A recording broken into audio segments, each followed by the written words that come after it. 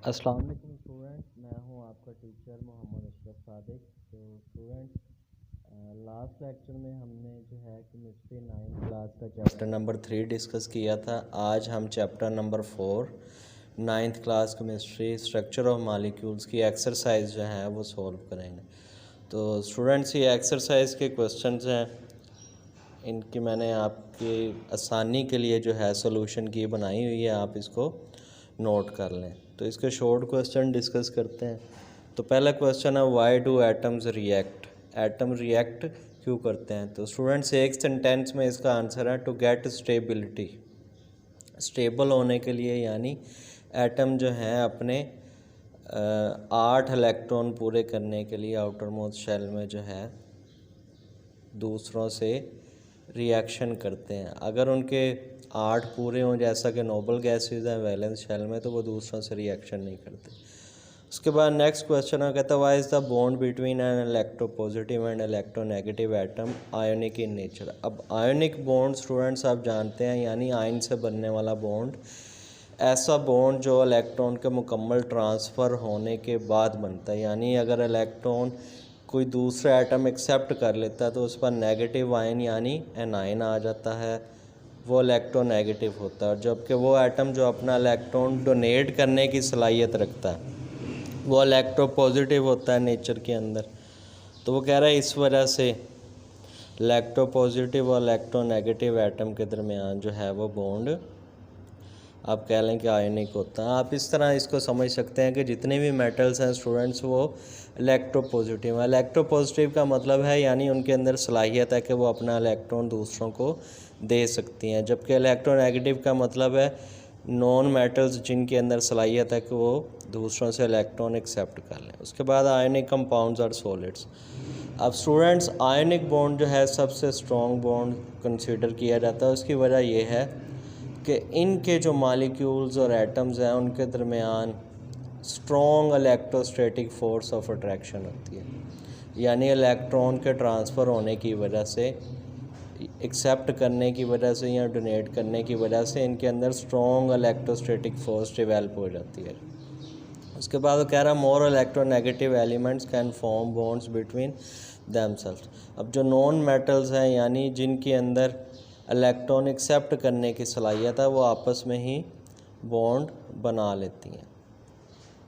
ठीक है जी, जैसे H और H के दरमियान ही आपको बॉन्ड बनता नज़र आएगा। इस तरह O2 है ऑक्सीजन और दूसरा भी ऑक्सीजन। उसके बाद कहता है metals are good conductor of electricity by. तो आप जानते हैं कि इनके अंदर फ्री इलेक्ट्रॉन्स मौजूद हैं जिसकी वजह से इनके अंदर से करंट फ्लो कर सकता है, ये गुड कंडक्टर है। उसके बाद कहता है ionic compounds conduct electricity in solution और मोल्टन फॉर्म। आयनिक कंपाउंड जो है उनसे इलेक्ट्रिसिटी पास होती है जब वो सॉल्यूशन की हालत में हो, यानी लिक्विड या पिघली हुई हालत में। तो इसकी क्या वजह है? तो इसकी वजह स्टूडेंट्स हम जानते हैं कि मोल्टन फॉर्म में या सॉल्यूशन फॉर्म में जो हैं जो भी केमिकल होते हैं वो पॉजिटिव और नेगेटिव आयन की बुनियाद पर 2 पोल्स बन जाते हैं, एक कैथोड और एक एनोड। या आप इस तरीके से कह लें कि लिक्विड से जब आप करंट पास करते हैं तो जिस तरह वाटर है H पॉजिटिव आयन अलहदा हो जाता है और OH नेगेटिव आयन अलहदा हो जाता है। तो इस वजह से आयनिक कंपाउंड जो हैं वो मोल्टन फॉर्म में या सॉल्यूशन फॉर्म में उनसे करंट गुजरता है जी।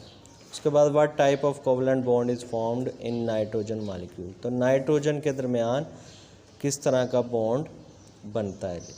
अब आप जानते हैं कोवलेंट बॉन्ड ऐसा बॉन्ड है जो इलेक्ट्रॉन की शेयरिंग की वजह से बनता है। तो नाइट्रोजन का एटॉमिक नंबर जो है स्टूडेंट्स वो 7 है।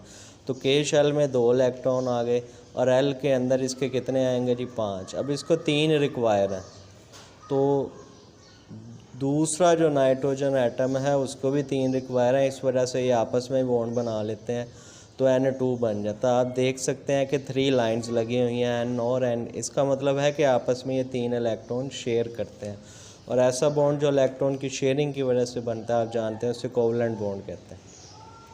उसके बाद वो कहता है जी लोन पेयर और bond pair. Lone pair students आप जानते हैं ऐसा इलेक्ट्रॉन का पेयर जिसने अभी तक बॉन्ड फॉर्मेशन नहीं की, जबकि बॉन्ड पेयर वो है जिसने बॉन्ड फॉर्मेशन कर ली किसी दूसरे एटम के साथ,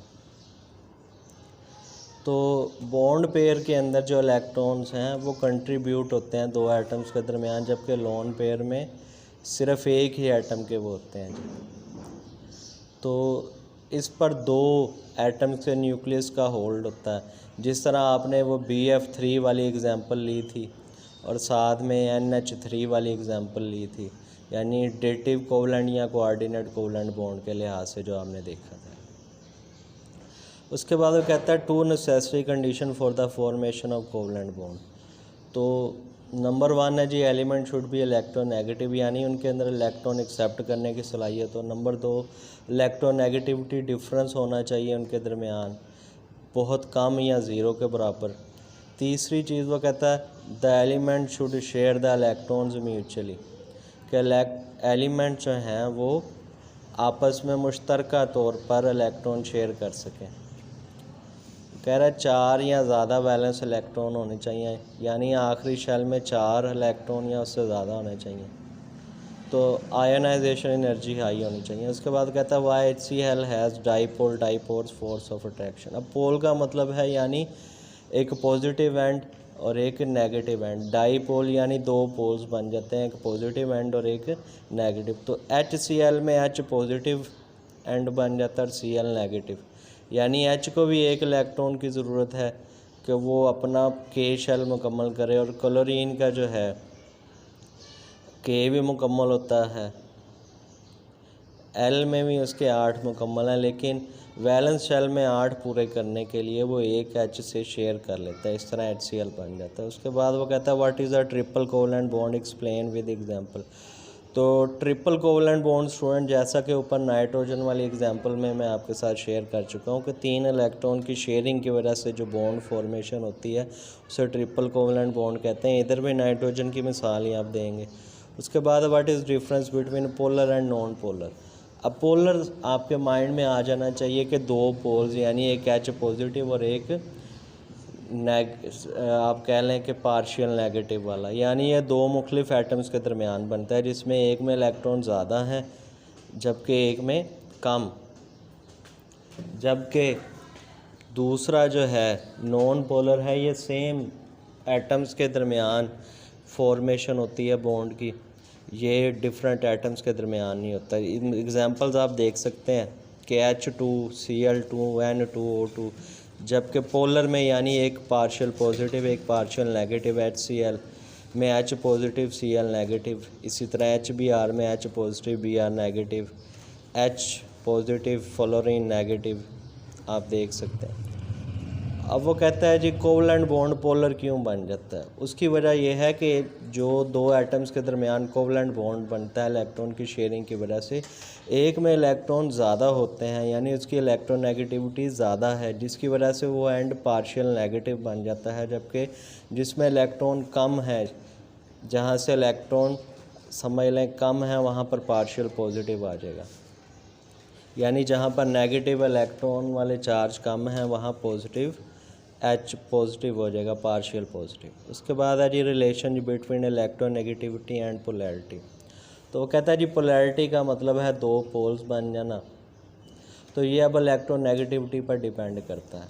अब इलेक्ट्रोनेगेटिविटी क्या है, the ability of an atom to attract the share pair of the electrons. तो यानी जितने इलेक्ट्रॉन ज़्यादा हैं उतना ही वो पार्शियल नेगेटिव होगा, जितने इलेक्ट्रॉन कम हैं उतना ही वो पार्शियल पॉजिटिव होगा। उसके बाद वो कहता है why does ice float on water. तो आइस जो है वो वाटर पर क्यों फ्लोट करती है, तो डेंसिटी का डिफरेंस है स्टूडेंट्स, तो इस वजह से। उसके बाद वो कहता है give the characteristic properties of ionic compounds.